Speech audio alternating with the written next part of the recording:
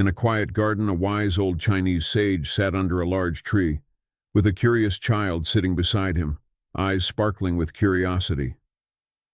The sage smiled and said, "Child, today I want to tell you a story about the old horse knows the way." The child's eyes lit up, listening attentively.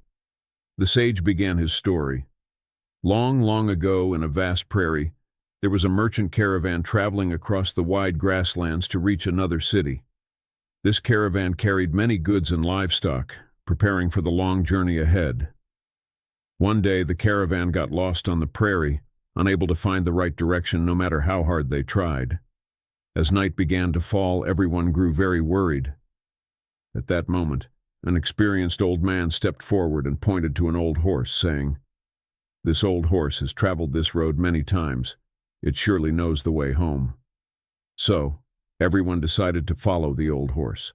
The old horse walked slowly, and the caravan followed closely behind.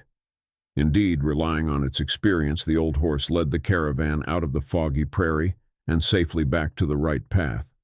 "Child, this is the story of The Old Horse Knows the Way." The child asked in amazement, "Teacher, what lesson does this story teach us?"